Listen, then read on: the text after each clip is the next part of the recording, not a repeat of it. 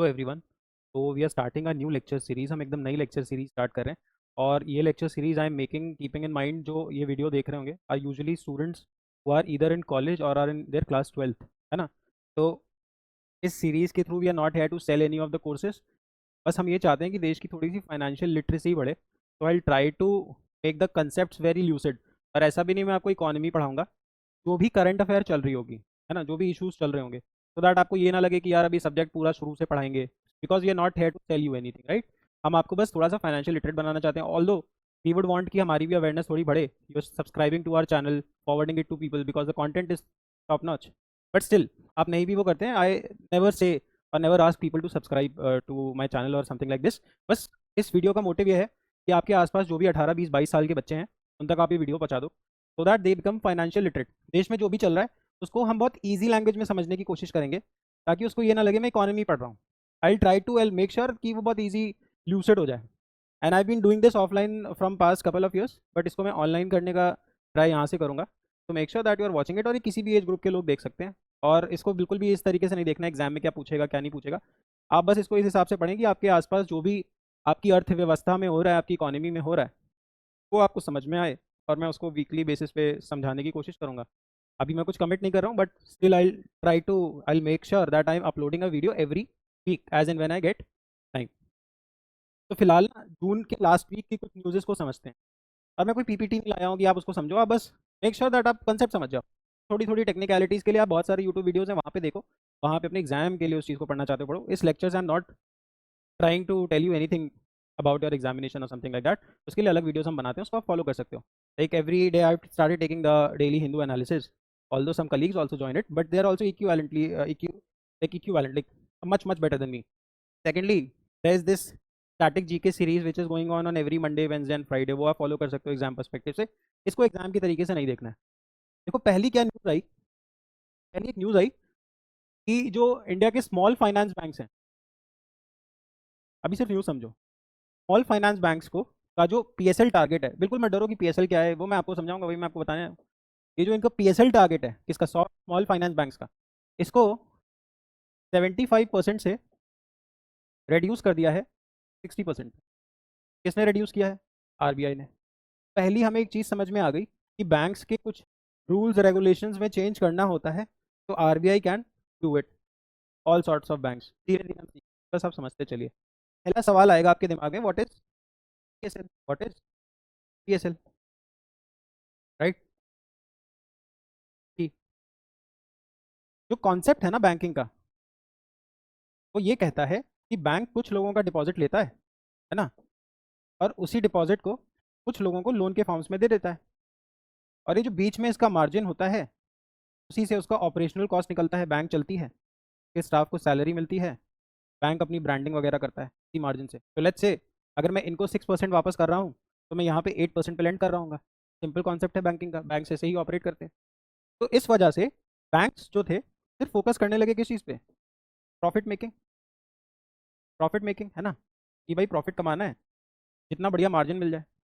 और ऐसे लोगों को लोन्स बांटने लगे जहाँ से उन्हें पता था रिकवरी वॉज ईजी। तो लेट्स से कुछ पैसा बांटना था, मैंने सारा पैसा उठा के रिलायंस इंडस्ट्रीज को दे दिया कि भाई मैं इनसे पैसे ले लूँगा, मगजमारी कम है, एक ही प्लेयर को सारे पैसे उठा के दे दिए, उसी से डील करना है। अब गवर्नमेंट चीज़ें देखती रहती थी। फिर गवर्नमेंट को लगा कि यार अगर ऐसा होगा तो किसी भी बिजनेस को चलाने के लिए क्या चाहिए, कैपिटल। तो for us to run any business, आपको कोई भी बिजनेस करना है, उसके लिए 4 फैक्टर्स लगते हैं। वन इज योर लेबर, है ना। अब वो labour can be your skilled labour, skilled भी हो सकती है, पीपल लाइक सॉफ्टवेयर इंजीनियर्स, और अनस्किल्ड ऑल्सो, कारपेंटर्स। नहीं, कारपेंटर तो स्किल्ड में आएगा, बट मान लीजिए कोई office boy. You need labour, you need land, factory लगाओगे कहाँ पे। इसके अलावा the fourth thing that you require is your entrepreneur, जो बिजनेस करेगा। मतलब किसी भी फैक्ट्री को लगाने के लिए मुझे ज़मीन चाहिए, ज़मीन पर फैक्ट्री में काम करने के लिए लेबर चाहिए, फैक्ट्री लगाने के लिए कुछ कैपिटल चाहिए, विच मीन्स मनी, है ना, विच मीन्स मनी, पैसे भी चाहिए। और साथ में एक आदमी चाहिए जो इन सब चीज़ों को रेगुलेट करा देगा, इसको जोड़ के रखेगा कि आप इसको हटा के देखोगे सिचुएशन से क्या करेंगे ना, तीनों कुछ नहीं कर सकते। तो we need an entrepreneur also. ठीक। कैपिटल अपना इंटरेस्ट ले जाता है, कैपिटल अपना इंटरेस्ट ले जाता है, भाई सब कुछ कमाएंगे ना। तो पैसा लगाया, मतलब से 50 लाख लगा दिया, 50 लाख का कुछ इंटरेस्ट जा रहा होगा, वो कैपिटल ले गया। लेबर अपनी सैलरी ले गई, लैंड अपना रेंट ले गया, और एंटरप्रेन्योर अपना प्रॉफिट या फिर लॉस जो भी बचा बेचारे को वो लेके चला गया। तो बैंक्स भी अब क्या कर रहे थे, प्रॉफिट मेकिंग। भाई कैपिटल लगाया, लेबर वहाँ पे थी, लैंड था और एंटरप्रेन्योर था। तो गवर्नमेंट को लगा कि यार ये क्या चीज़ है। अब ऐसे तो अगर मेरे देश में किसी एक नॉर्मल सिटीजन को, एक आम आदमी को बिजनेस करना होगा तो उसके पास, बेचारे के पास कैपिटल तो होगी ही नहीं, क्योंकि इजी एक्सेस टू कैपिटल रुक गया, क्योंकि बैंक तुमको लोन देना चाह ही नहीं रहे थे। इस वजह से गवर्नमेंट ने क्या किया, आरबीआई को बोला कि भाई हमको क्या चाहिए, हमको चाहिए कि देश भर में इजी क्रेडिट हो, ज़्यादा से ज़्यादा लोगों को लोन मिले, लोन मिले तो वो फैक्ट्री लगाएं, काम करें। इस वजह से आरबीआई ने बैंक्स के लिए, डिफरेंट टाइप के बैंक्स होते हैं ना, डिफरेंट टाइप के बैंक्स होते हैं, जैसे कमर्शियल बैंक्स हो गए जिसको आप आईसीआईसीआई, एचडीएफसी, सिटी बैंक बोलते हो। फिर इसके बाद रीजनल रूरल बैंक्स होते हैं जो ग्रामीण चीज़ों पे ज़्यादा ध्यान देंगे। इसके बाद स्मॉल फाइनेंस बैंक होते हैं, जैसे आपका उत्कर्ष फाइनेंस बैंक। सबकी अपनी अपनी रिक्वायरमेंट्स हैं, एकदम प्रॉफिट मेकिंग है। ये रीजनल एरियाज़ जहाँ पे बैंक्स नहीं पहुँच रहे वहाँ पे फोकस ज़्यादा करते हैं। स्मॉल फाइनेंस बैंक का भी यही काम रहता है। So there are different types of banks. अब नियो बैंक्स भी आ गए हैं, कभी हम समझेंगे, अभी हमारा टारगेट है पीएसएल समझना। ठीक। तो अलग अलग बैंक्स के लिए आरबीआई ने बोला कि भाई तुम जितना भी लोन बांटते हो, उस लोन का कुछ परसेंट मैं बताऊंगा, वो तुम स्पेसिफिक लोगों को ही दोगे। अगर तुम वो परसेंट स्पेसिफिक लोगों को नहीं दोगे, मैं तुम्हारा लाइसेंस रद्द कर दूंगा। ये पावर आरबीआई को मिल रखा है बैंकिंग रेगुलेशन एक्ट ऑफ 1949 से। बैंक्स के लिए देखिए, इंडिया में हर चीज़ किसी ना किसी कानून से जुड़ी होगी, तो ये कानून है बैंकिंग रेगुलेशन एक्ट जो बैंक्स को रेगुलेट कराता है।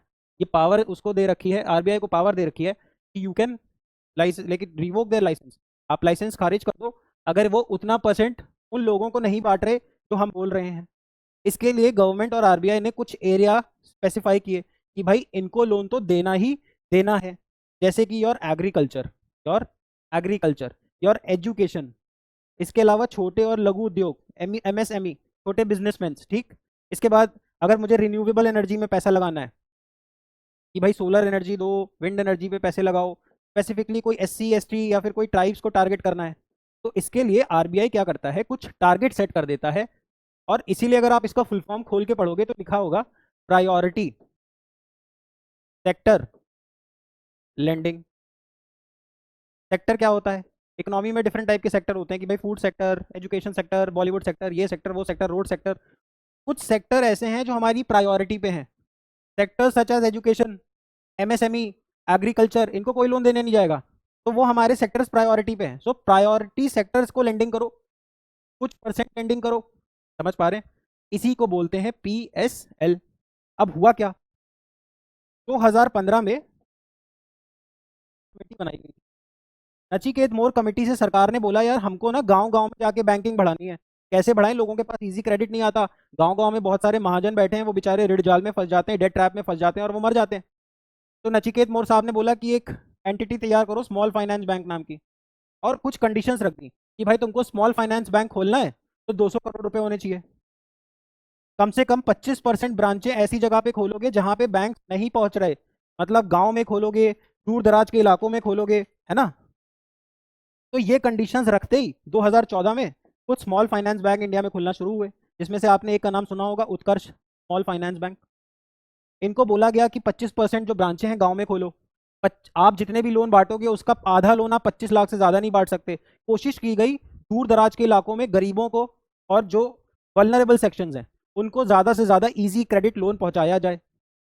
अब आरबीआई ने, देखो आरबीआई के पास पावर थी कि प्रायोरिटी सेक्टर लेंडिंग से वो बैंक को ये बताता है कि आप एक्स अमाउंट इन लोगों को बांट दोगे, इन सेक्टर्स को एक्स परसेंट। अब इन्होंने स्मॉल फाइनेंस बैंक के लिए टारगेट रखा 75%, मतलब उत्कर्ष स्मॉल फाइनेंस बैंक इधर आओ और जो भी तुम लोन बांटोगे तो 75% लोन इनको बांटना, है ना। तो it was becoming very difficult for small finance bank to meet this target. Small finance bank के लिए बड़ा मुश्किल हो रहा था ये टारगेट मीट कर पाना। तो करंट अफेयर लास्ट वीक की ये है कि now RBI, what RBI has done is, ये 75% से इसको कर दिया है इन्होंने 60%।